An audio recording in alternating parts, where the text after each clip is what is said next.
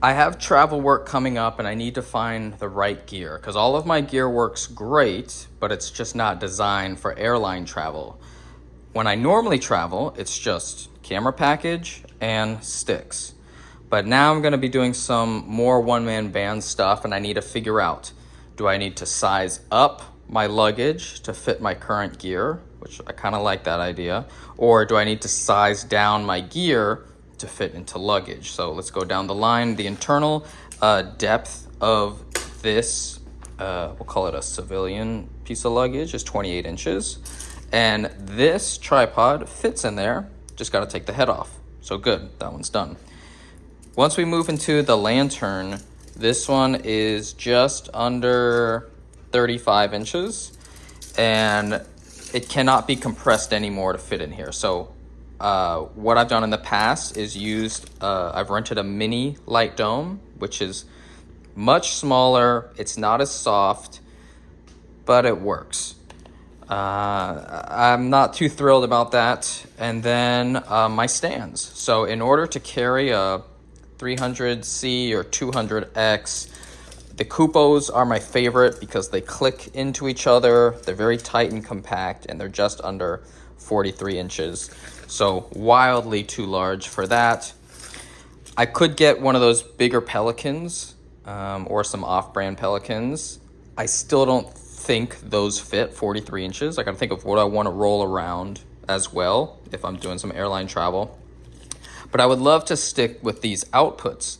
In the past, when I haven't been able to, I'll use my 60 from Aperture or from Amaran. I use all Amaran lighting. It all fits on Sidus Link and they're cheaper, still high enough durability, and if they break, it's not the end of the world. But if I'm gonna be using a 60 watt fixture, it needs to be bicolor. So this might be replaced in general. And that's the issue is, should I just get larger cases? And if I should, which ones are you guys using?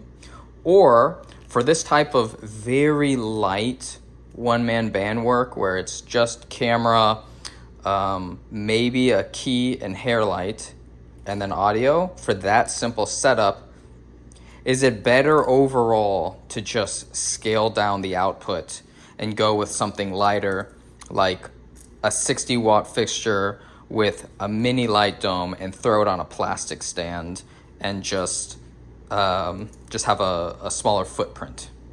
What do you guys do? Because these jobs are coming up and I need some suggestions. And this looks ridiculous.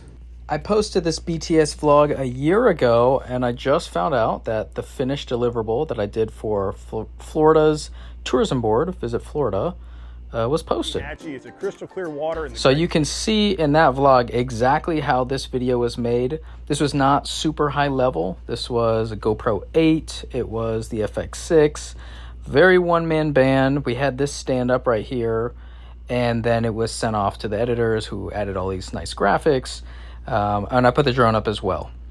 But this was a super fun type of job where it's mainly interviews and B-roll and grabbing any little verite scenes you can get. They didn't use any in the edit, but I love this type of work. I love getting hired for this, but the only way I get this is by agencies who get the client and then they hire me. So more Florida stuff like this, please. Beautiful Steenhatchee in the crystal clear waters. I appreciate you watching us. Come back and see us soon. At the end of this video, I'm going to review the CPL filter for a GoPro 12, specifically in water use.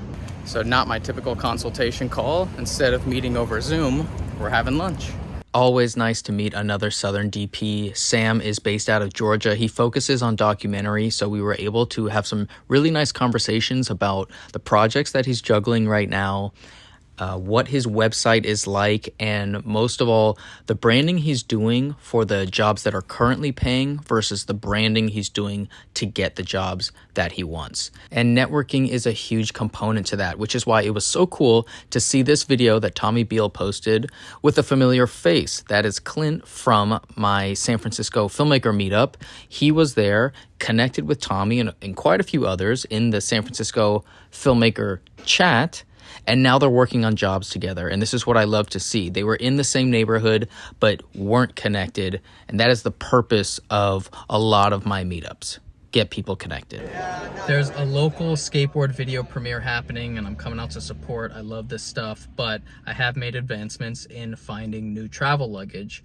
So the Nanook and Pelican stuff is very high quality. It's just very expensive, and I'm not sure if I want to put my money in that area. I was looking at golf bag carriers, but they didn't have the rigidity that I was looking for.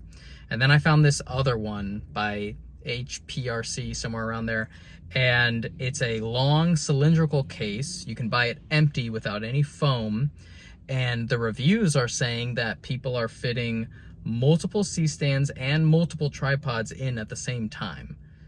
And it's 50 inches tall. The interior is just a little bit under, so that'll fit my 43-inch stands. At $428, it's still very expensive.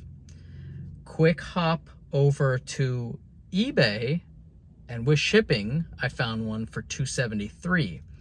Now, I have a super small 1-1 apartment, so anything that I bring in is gonna take the space of something else that's already there, so I need to be methodical with it. But this looks great. It has a handle, it has wheels, and the reviews seem pretty good. Has anybody had experience with this? Because I know a lot of times these things look great, and then sometimes they just fall apart after the first bit of airline travel. But I think this is the direction I'm gonna go in right now. It's time for the skate premiere.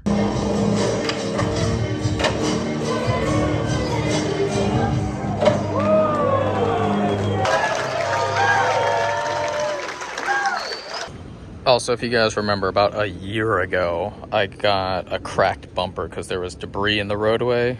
We finally got it fixed, and I look back to normal. So, review on this Freewell CPL filter for GoPro 12. It is trash. It is, I don't know if you can see it, but there's water inside, in between the lens and the filter. There's fog. I keep having to basically suck the water out in between surfs, and it's getting returned to ASAP. The only thing I hope has not happened is that by removing the original lens filter, I guess it's called, that I've broken the seal, because this one doesn't even have a rubber gasket. It's poorly designed.